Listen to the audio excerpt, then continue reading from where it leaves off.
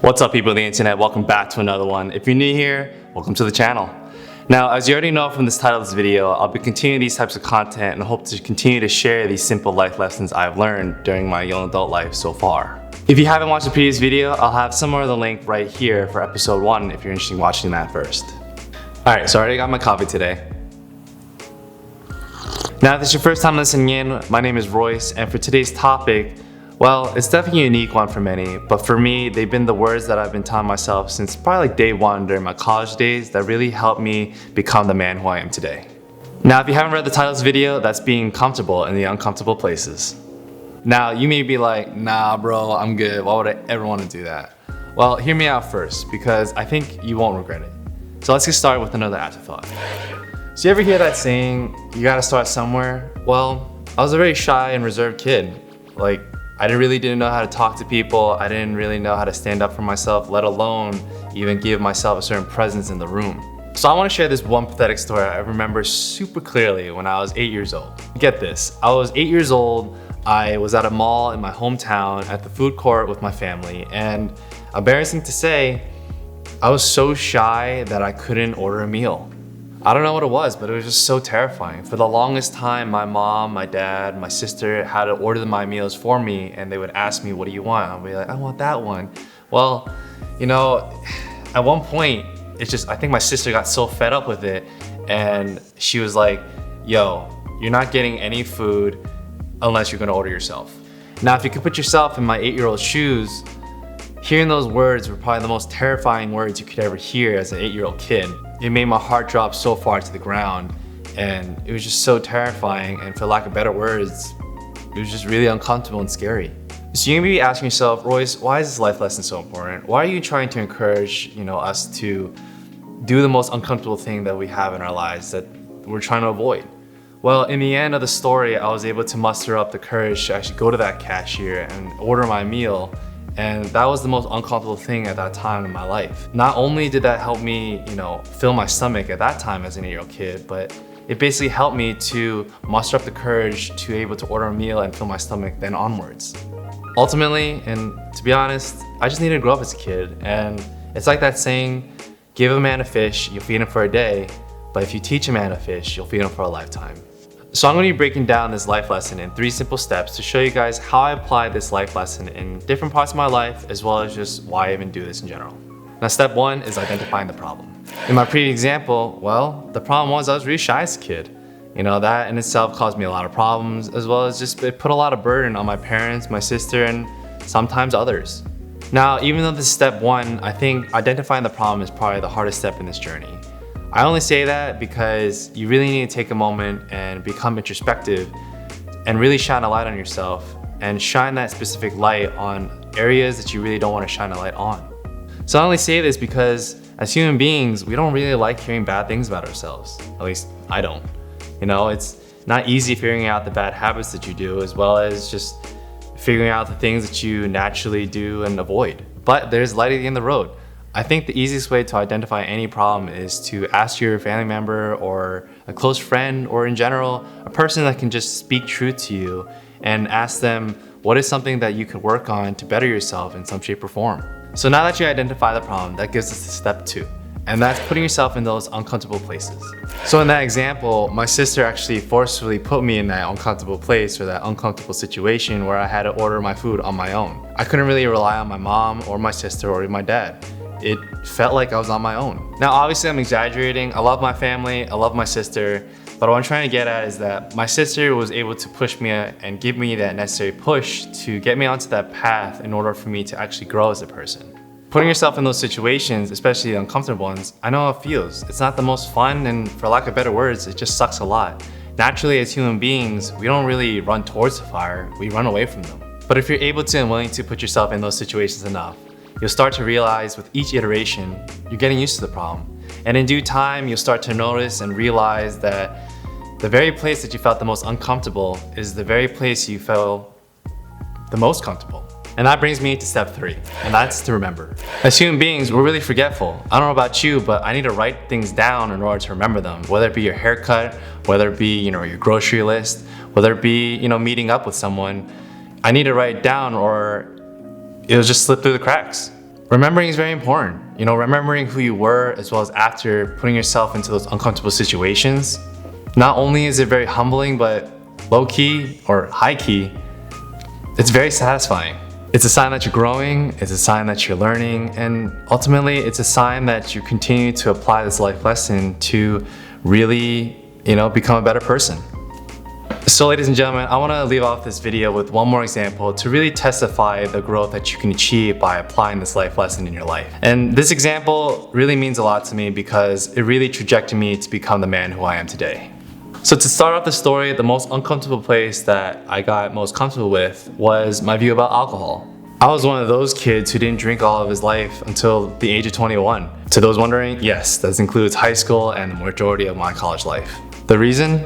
Well, to be honest, when I was growing up, I was very legalistic, meaning I adhered to the law very excessively. I don't really know why I was very legalistic, but I had very strong feelings from right from wrong, and just because I was very black and white as a kid. As a result, I had a very strong naive view about underage drinking. I equated bad and alcohol together almost all the time. A lot of people actually are very surprised about this information about me that I didn't drink until the age of 21. Because of this legalistic view, I developed this very self-righteous personality of myself during my college days that I couldn't really help, develop. Thankfully, I had this one friend that I grew up since middle school, and he came to the same university as me. And I'm very, very thankful for the guy because even though it was a little forceful, he really called me out in the most necessary times, as well as challenged my naive way of thinking to really put me on the path to, mature. At first, he was inviting me to a lot of parties, a lot of get-togethers, whatever it may be, that I just really didn't want to vibe with that since it involved a lot of alcohol in it. And it seemed like he was really peer pressuring me at the time. Nah, actually, what am I talking about? That's a lie. He definitely was. But he never gave up on me. He kept inviting me, continuously asking if I wanted to come through, to share the joy that he had with his friends and just in general with the party scene. When I did entertain the offer, it just didn't seem right. Something inside just didn't feel like it was the right place for me to be in. And ultimately, it ate me from the inside. As another year went by during my sophomore year, that same friend continuously asked me very direct questions that I wasn't able to answer very well. Questions like, why is alcohol so bad? What makes it so bad? Where in the Bible does it make it wrong? And things also like, is it really so bad to have one beer if it's not gonna get you drunk? The answers I gave him were so vague that he found a loophole in practically every single answer, and at one point, I had no answer to give him. And that's what hit me. Why was I so uncomfortable about alcohol? Why was it considered something bad? Why did I equate bad and alcohol together all the time? So finally came the summer before my junior year. I had no money, pretty much broke, didn't have an internship, and I needed something that'll help me better as a person, especially something for my resume. So to entertain myself, I figured, Royce, why don't you try something new, something interesting, and something challenging that you don't really do, and something that's really cool to do. So I kept thinking and thinking and thinking throughout that summer for the first 2 weeks right after the year ended, and I still had no job. And as I kept thinking, I was thinking of the questions all of a sudden of that same friend who kept asking about, why is alcohol so bad? What makes it so bad? And because of that, I was like, you know what? Royce, why not become a bartender? To the viewers out there, you must be like, Royce, you're freaking crazy. Why put yourself in those situations to make yourself uncomfortable? What makes that a good idea? Well, I didn't really think that was a good idea either. But when I look back at it, I think that was probably the best decision I've made in my life.